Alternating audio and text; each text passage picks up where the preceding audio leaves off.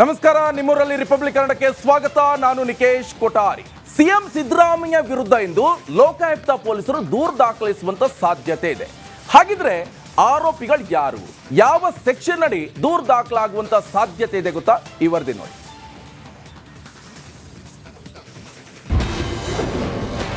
ಇಂದು ಸಿದ್ದರಾಮಯ್ಯ ವಿರುದ್ಧ FIR fix.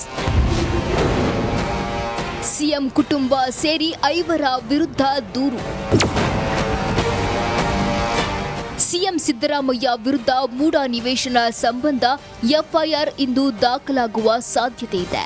ಮೊನ್ನೆ ಜನಪ್ರತಿನಿಧಿಗಳ ವಿಶೇಷ ಕೋರ್ಟ್ ಆದೇಶ ಪ್ರತಿಯನ್ನ ಪಡೆದುಕೊಂಡಿರುವ ಮೈಸೂರು ಲೋಕಾಯುಕ್ತ ಎಸ್ಪಿ ಇಂದು ದೂರು ದಾಖಲಿಸುವ ಸಾಧ್ಯತೆ ಇದೆ. ಯಾರ್ಯಾರ ವಿರುದ್ಧ ಕೋರ್ಟ್ ತನಿಖೆಗೆ ಆದೇಶ ನೀಡಿದೆ ಎಂದು ನೋಡೋದಾದ್ರೆ A1 CM Siddaramaiah, A2 CM ಪತ್ನಿ ಬಿಎಂ ಪಾರ್ವತಿ, A3 ಸಿಎಂ ಬಾಮೈದ ಮಲ್ಲಿಕಾರ್ಜುನ ಸ್ವಾಮಿ, A4 ಭೂ ಮಾಲೀಕ ಎನ್ನಲಾದ ದೇವರಾಜು, A5 ಅಂದಿನ ಅಧಿಕಾರಿ ವರ್ಗದವರು ಎಂದು ಎಫ್ಐಆರ್ ದಾಖಲಿಸುವ ಸಾಧ್ಯತೆ ಇದೆ.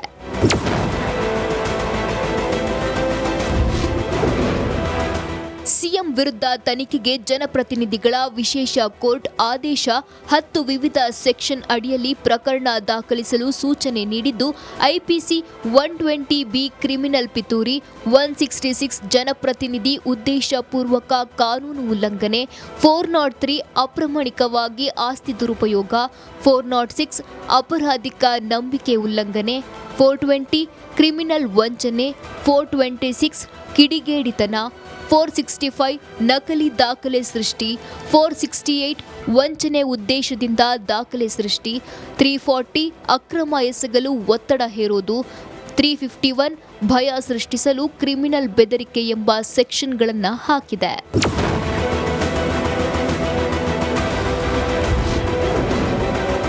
ಸಾವಿರದ 1988 ಭ್ರಷ್ಟಾಚಾರ ನಿಯಂತ್ರಣ ಕಾಯ್ದೆಯಡಿ ಎಫ್ಐಆರ್.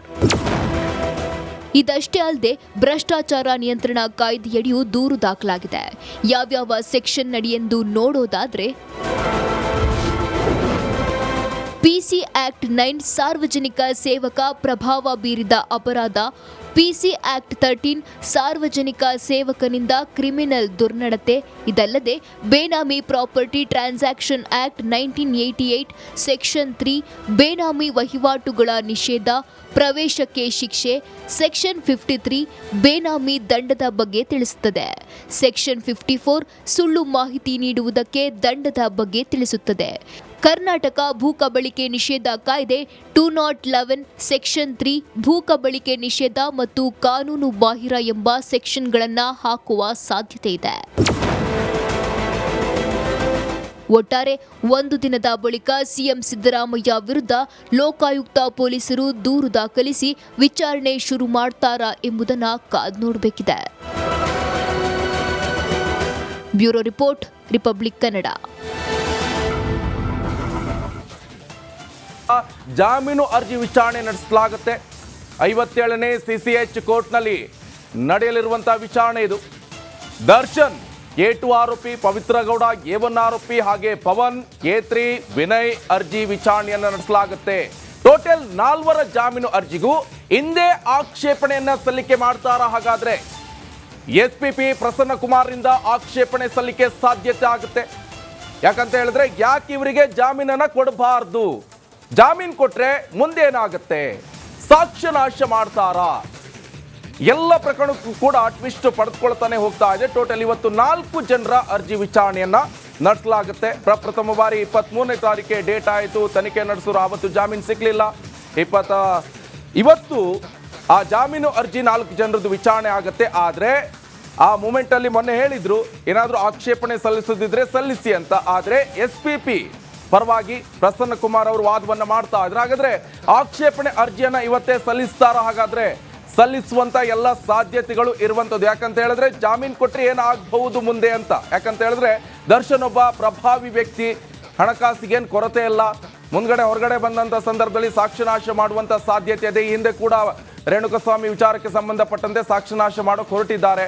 ಚಾರ್ಜ್ ಶೀಟ್ ನಲ್ಲಿ ಇವೆಲ್ಲವೂ ಕೂಡ ಉಲ್ಲೇಖ ಆಗುತ್ತೆ. ನೋಡ್ಬೇಕು ಏನಾಗುತ್ತೆ ಅಂತ.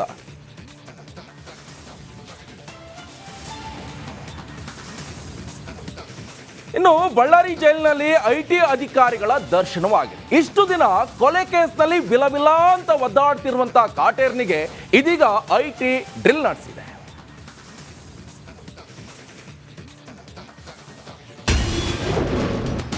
ಕೊಲೆ ಸಾರಥಿಗಿಂದು ಡಬಲ್ ಟೆನ್ಷನ್. ಅತ್ತ ಐಟಿ ಡ್ರಿಲ್, ಇತ್ತ ಬೇಲ್ ಅರ್ಜಿ ವಿಚಾರಣೆ. ದರ್ಶನ್ ಮಾಡಬಾರ್ದ ಕೆಲಸ ಮಾಡಿ ಜೈಲು ಕಂಬಿ ಎಣಿಸುತ್ತಿರುವ ಕಾಟೇರನಿಗೆ ಐಟಿ ಡ್ರಿಲ್ ನಡೆಸಿದೆ. ಕೊಲೆಯ ಸಾಕ್ಷ್ಯ ನಾಶಕ್ಕೆ ಬಳಕೆಯಾದ 84 ಲಕ್ಷ ರೂಪಾಯಿ ಹಣದ ಮೂಲ ಪತ್ತೆಗೆ ಐಟಿ ಎಂಟ್ರಿ ಆಗಿದೆ. ಸುಮಾರು 4-5 ಗಂಟೆಗಳ ಕಾಲ ದರ್ಶನ್ಗೆ ಐಟಿ ಡ್ರಿಲ್ ನಡೆಸಿತು. ಆದರೆ ನಿನ್ನೆ ಐಟಿ ವಿಚಾರಣೆ ಮುಗಿದಿಲ್ಲ. ಇವತ್ತು ಕೂಡ ಐಟಿ ಅಧಿಕಾರಿಗಳು ವಿಚಾರಣೆ ಮಾಡಲಿದ್ದಾರಂತೆ.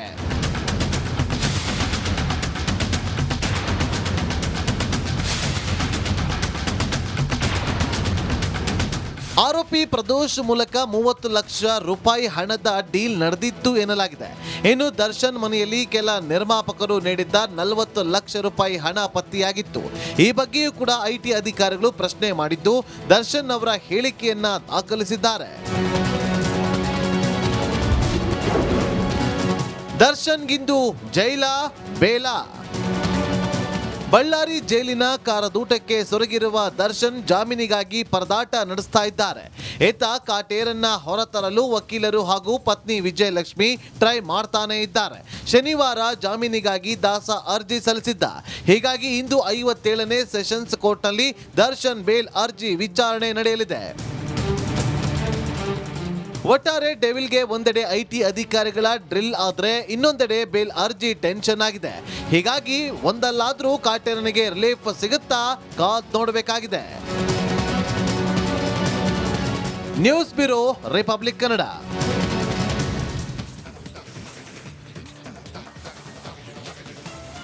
ಕಂಬಿ ಹಿಂದೆ ಕಾಟೇರ ವಿಲವಿಲ ಅಂತ ಒದಾಡ್ತಿದ್ದಾನೆ. ಬಿಡುಗಡೆಗಾಗಿ ಬೇಲ್ ಮೊರೆ ಕೂಡ ಹೋಗಿದ್ದಾನೆ. ಐಟಿ ಕೂಡ ಅಧಿಕಾರಿಗಳು ಅಯ್ಯನಿಗೆ ಡ್ರಿಲ್ ಮಾಡಿದ್ದಾರೆ.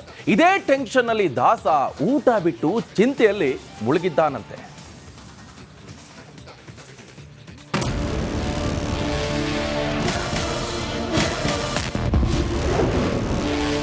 ಬಳ್ಳಾರಿ ಜೈಲಿನಲ್ಲಿ ನಟ ದರ್ಶನ್ಗೆ ಐಟಿ ಡ್ರಿಲ್. ಊಟ ಬಿಟ್ಟು ಚಿಂತೆಯಲ್ಲಿ ಮುಳುಗಿದ ದಾಸ. ಕಾಟೇರ ರೇಣುಕಾಸ್ವಾಮಿ ಕೊಲೆ ಕೇಸ್ನಲ್ಲಿ ಬಡವರ ಮಕ್ಕಳನ್ನ ಫಿಟ್ ಮಾಡಲು ಹೋದ ಕ್ರೌರ್ಯದ ಚಕ್ರವರ್ತಿ ಇದೀಗ ಐಟಿ ವ್ಯೂಹದಲ್ಲಿ ವಿಲವಿಲ ಎಂದು ಒದ್ದಾಡ್ತಿದ್ದಾನೆ. ನಿನ್ನೆ ಬಳ್ಳಾರಿ ಜೈಲಿಗೆ ಎಂಟ್ರಿ ಕೊಟ್ಟಿದ್ದ ಐಟಿ ಪ್ರಶ್ನೆ ಮೇಲೆ ಪ್ರಶ್ನೆ ಮಾಡಿದೆ. ಹೀಗಾಗಿ ಟೆನ್ಷನ್ನಲ್ಲಿದ್ದ ದರ್ಶನ್ ಊಟ ಕೂಡ ಮಾಡದೆ ಜೈಲಿನಲ್ಲಿ ಒದ್ದಾಡಿದ್ದಾನೆ.